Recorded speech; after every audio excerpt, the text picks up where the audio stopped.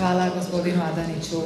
11. na listi je gospodin Danijel Marušić, dugogodišnji uspješni župan Brodsko-posavske županije, doktor znanosti Veterinarskog fakulteta i član hrvatskog izaslanstva u odboru regija Europske unije. Molim župana Marušića da nam se obrati. Pa nakon ovakvog iskrenog, domoljubnog, lijepog govora, doista ja nemam više šta reći. Ovo je stvarno bio jedan nadahnuti govor. Generale, svaka vam čast.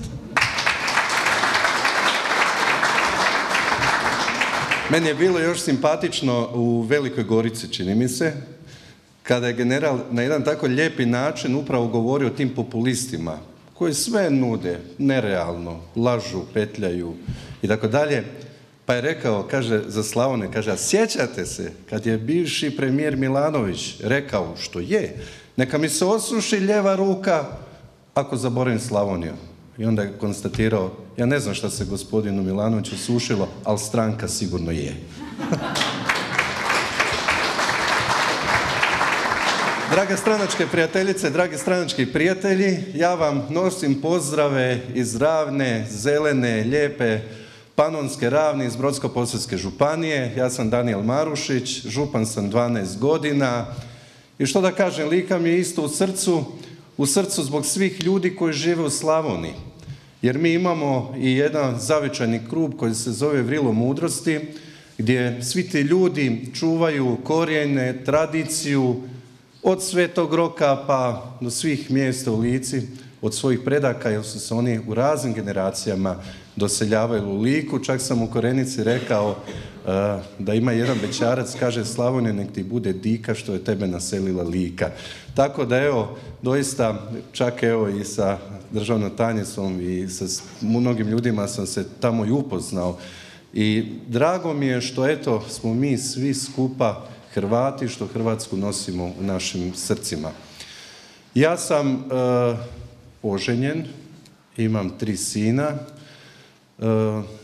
Imao sam 2 saborska mandata, ali mi župani onako više uz tamburaše, među narodom. Nekako mi uvijek bilo drago ostati na tim našim područjima, dijeliti dobro i zlo i tako sam se odlučio, dogovorio i zato sam evo tolike godine i župan. Živim u Novoj Gradiški.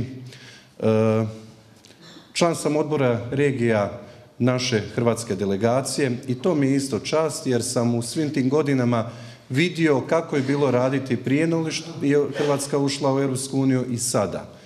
I moram reći da ono što uvijek Hrvatska demokratska zajednica govorila, da je to naš cilj, a sjećamo se i prvog hrvatskog predsjednika koji je rekao Hrvatska puška u hrvatskom ramenu, Hrvatska lisnica u hrvatskom džepu i Hrvatska u NATO, euroatlantskim integracijama, NATO, Europskoj uniji i ostvarili smo puno toga. Danas su sve naše županije, svi naši gradovi jedno veliko gradilište, zahvaljujući programu Hrvatske demokratske zajednice, zahvaljujući našoj stranci i bez obzira što su teška vremena i drago mi je, evo rekao je i predsjednik da nije sve lako, ali to su naši izazovi i Hrvatska demokratska zajednica je uvijek tu kada je u stvari i najteže. Sve su gradilišta, evo reću samo da u Brodsko-posavska županija završava od sustava navodnjavanja preko 45 milijuna kuna, čak 6 bolničkih zgrada obnavljamo, tako reći 15 škola smo obnovili i puno toga sada da ne pričamo o detaljima. Suštinski je bitno da mi imamo dobar program, da imamo dobar kandidat i ono što je najbitnije da mi imamo naše članstvo. Zato vam hvala svima. Idemo u nove pobjede, jer ko će raditi najbolje za zemlju ako neće Hrvatska demokratska zajednica.